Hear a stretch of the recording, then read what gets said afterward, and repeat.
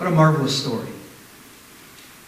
The story of Samuel doing what he was instructed to do, to go to Jesse to anoint the new king. All of Jesse's sons are there in the lineup, but none were chosen.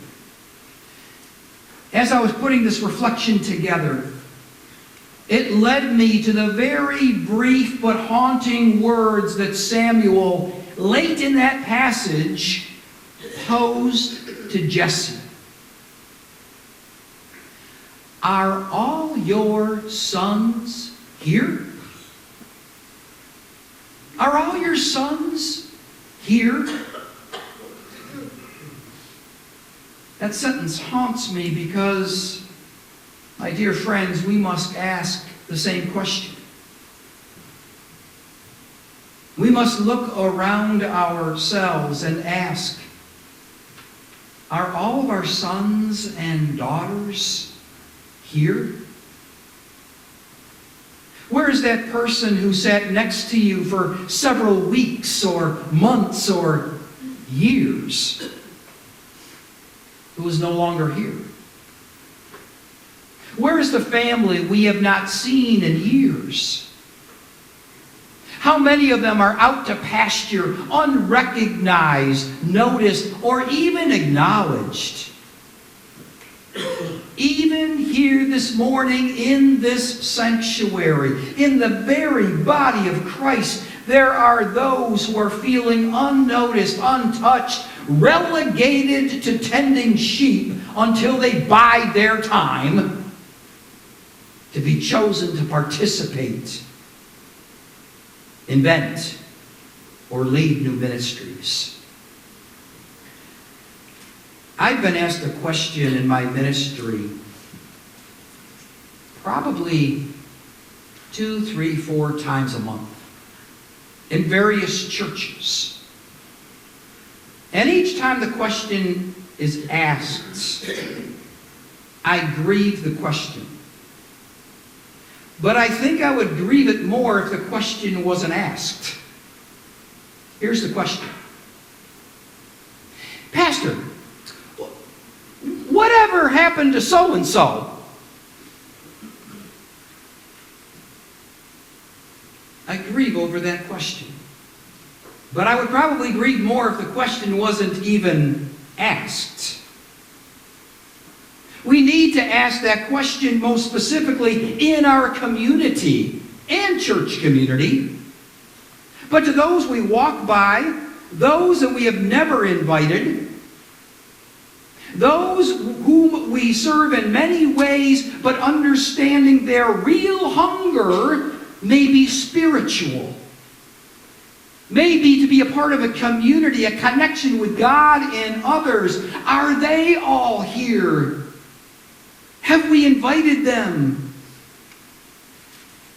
Do we even notice them? I believe as Christians, we do not have the luxury of not noticing. We don't have the luxury of not noticing who is missing, because while they are absent, we are not whole. When they are apart from us, a part of us is broken. Let me give you an illustration. Many of you have gone through what I'm about to explain. Some of you are presently going through it, and some of you, it's coming. I'm talking about the empty nest. Anybody? Yeah. The empty nest. When your children leave the dinner table, things are different. The family dynamics change, and what once seemed very normal is now altered, and wholeness takes on a brand new dimension. But what about the vacant pew? I posed to us this morning that the same holds true with us. Whenever the pew you are sitting in is vacant of the one no longer here, where a connection has been lost and a brother or sister becomes a memory rather than a means of grace. I simply ask myself this morning as I ask you, may we all have the heart of Samuel.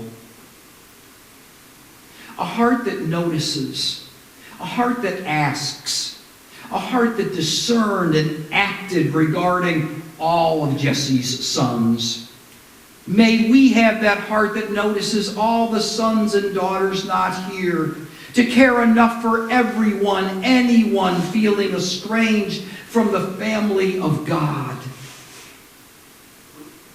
Because the reality is that while a church might appear open, it can be very closed. Many times the church is very open to the presence of others when they're among us, but can be very much closed to the attempt of inviting, connecting, or reconciling. We need to fling the doors open, but not from the inside out, but from the outside in, to create in us new eyes and hearts to embrace the forgotten, the searching, and the broken. So I end with this question.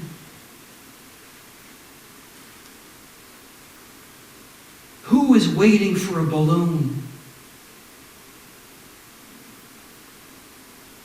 But the bigger question is this. Who's willing to ask? Are all the brothers and sisters here? And then, who stands ready to seek, connect, and love all those who aren't? In a few moments, you will be invited to come and share in Holy Communion, to come to the table of invitation.